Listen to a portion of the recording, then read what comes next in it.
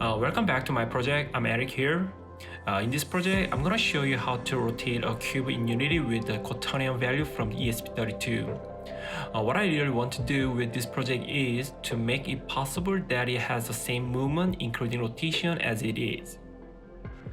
The rotation of a virtual object with the Quaternion was easy to make, but moving object according to rotation is not as easy as you think. The screen you are currently viewing is one that has not been implemented properly in the project. There's a lot to improve on. Anyway, let's start today's project.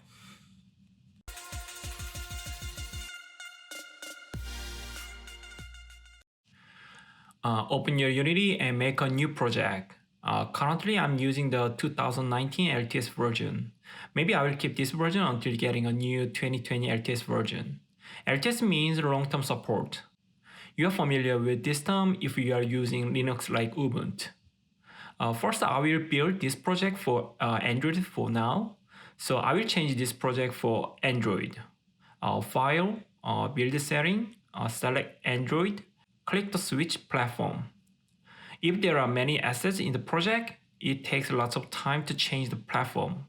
It also depends on the performance of your system. For this project, all we need is this library called Bluetooth Array for iOS, tvOS, and Android. Unfortunately, I couldn't find a free asset for the BLE connection. Please purchase this asset only if you need to work in Unity. I bought it because I need it for my couple projects. Let me import this asset into my Unity project.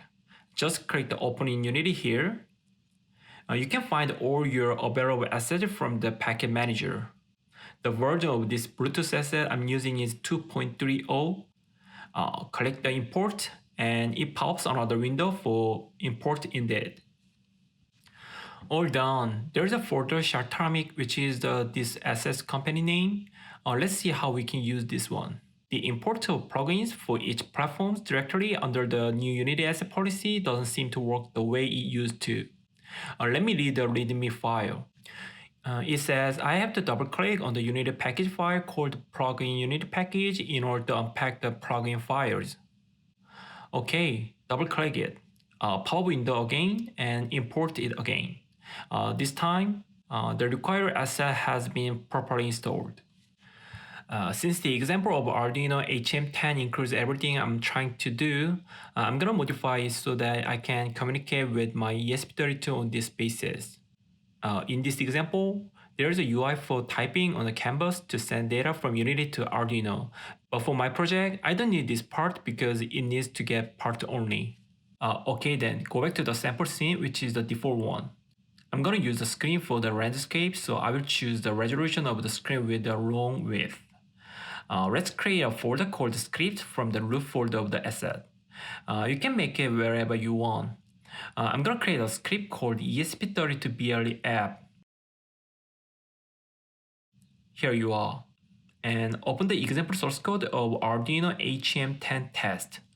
I will copy them all and put them in the ESP32 BLE app script. I made some BLE apps on the Flutter app previously. The operating principles are almost same.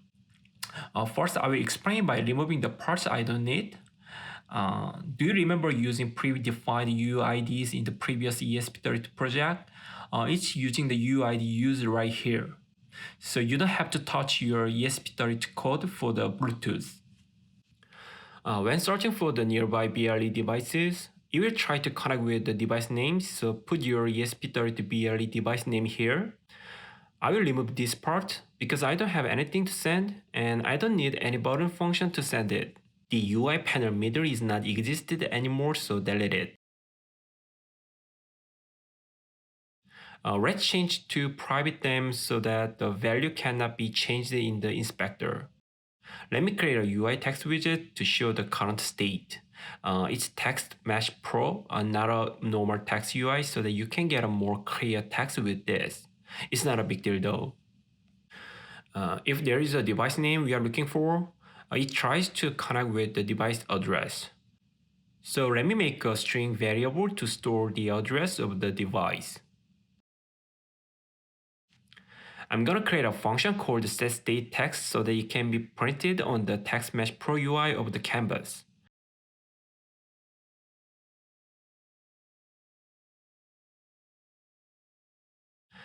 For each step, insert the text message to be displayed in the UI. I will put in the existing text. Here is the starting point of BLE. The first running is scanning. It tries to get the information of nearby BT devices. Checking by name if any of the devices found are ours. If the name of the device found contains the name of my device, save the address and then go to the next step, which is the connect.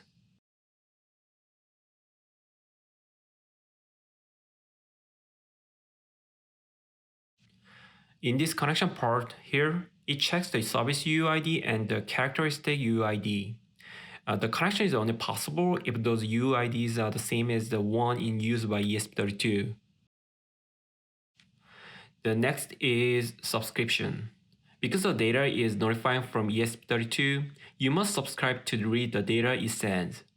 If it succeeds in subscribing, you can check the value that comes in the byte array here. The functions below are not necessary because they are used to send data. I will remove it. I have roughly sort of the source code. I'm sure it has no problem so far. The next step is checking the incoming data. Let's go back to the subscription part. Let's read the byte array as a string type first. I'm not going to be able to read as I shown you in the previous video, but I will check it out to make sure. To check the length and the content of the byte array, I will also print it on the canvas. All looks good. Go back to Unity, create a game object and put the script you have written here. Then this script will be executed when the scene is running.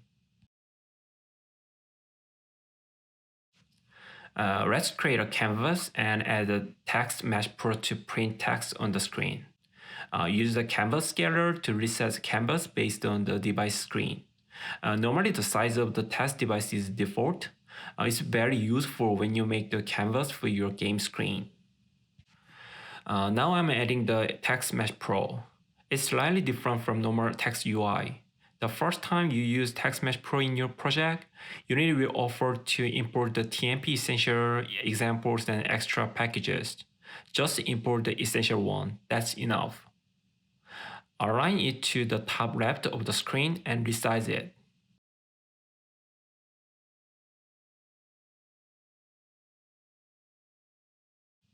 Finally, connect it to the state text in the script through the inspector. Okay, it's time to build this project for my Android phone. Go to the build settings, click the add open scene. Okay, in my case, my Android phone is connected via USB, so I'm gonna directly install it. To change the screen direction, click the player settings. I set it on the landscape left or down. Click the build and run, and then choose a file path which will be saved as an APK file. Now it's building and installing it to my Android. Let's see the result. My Android screen here, the length of the incoming byte array is 16 and it's correct. The problem is that the data. Because of the data is not a string type, it doesn't output normally. Let's convert it to the 4 float values, which is a Quaternion. And also, I need to get a wider text mesh pro. I want to see it as a 1 line. Go back to the script. There is a bit converter, which is a class that helps manipulate value types in their fundamental form as a series of bytes. A byte is defined as an 8-bit unsigned integer. That's exactly what we are using when it's sending from ESP32. So, we can use this to extract the value by cutting 4 bytes each. Let me verify that the values are extracted correctly. I will bring it up to 5th decimal place.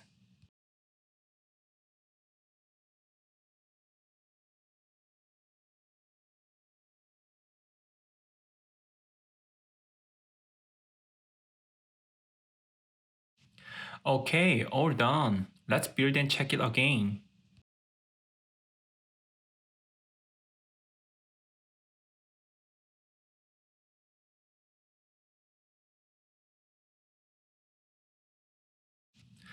Here is my Android screen again.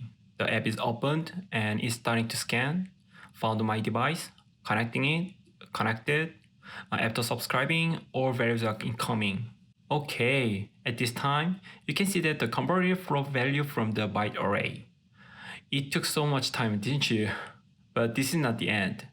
We need to rotate the 3D object with this quaternion.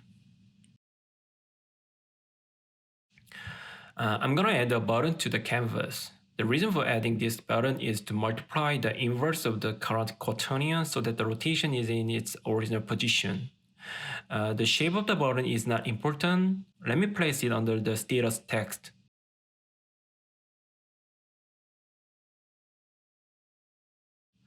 I'm gonna make today's main character a cube finally. I set the scale of the cube, but the size of the cube doesn't really matter. Let's change the background to the solid color on the camera. Much better. And adjust the position and rotation of the camera again.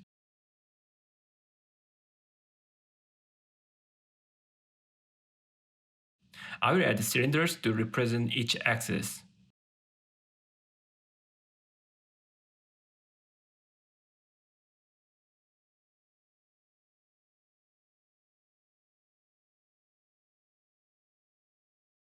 To distinguish between each axis, I will put color materials on each axis.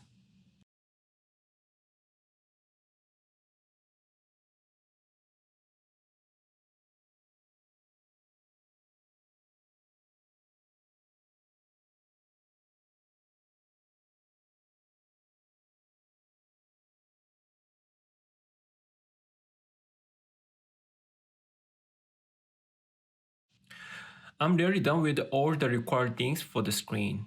Alright, let's add some code now. I will make a transform object and so that I can control the cube of the screen with this. And I will make two quaternions. The raw quaternion has information about actual rotation from the sensor. The inverse quaternion is the inverse of the raw quaternion. This is to reset the rotation between the virtual object and the sensor in the rear by multiplying two quaternions. A quaternion is a complex number with W as a real part and XYZ as an imaginary part. In this case, W is the rotation angle around the axis of the quaternion. First, let's take X and W only to look at the rotation of the Y-axis.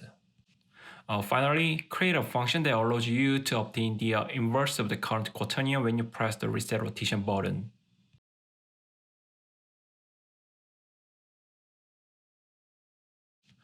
Okay, go back to the Unity and let's link the cube to the transform object in this source code. Also link the UI button to the reset function.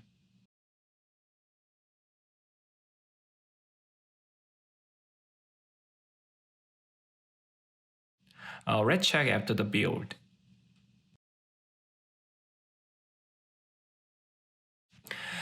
Testing the rotation of the y-axis now. It's always necessary to align the sensor before starting and then press the reset rotation button to start. If it's working on the only axis, you can see it moving really smoothly. It's great. Let's go to the next axis. We will test the rotation of the x-axis.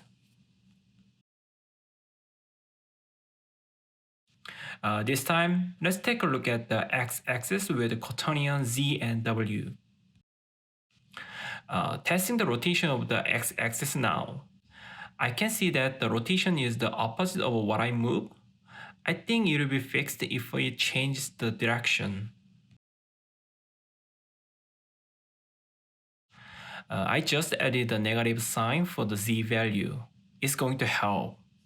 Let's try it again.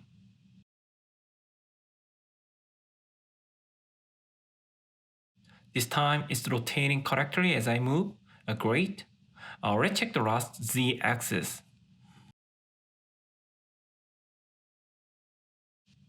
Do it in the same way. Make sure that only the z-axis moves. I hope it works right away.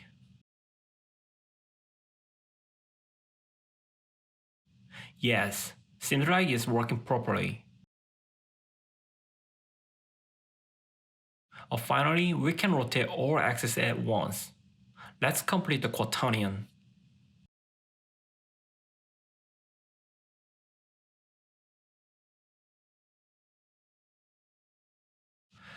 Make each axis you have tested into the Quaternion, and that's it. Let's see how it works.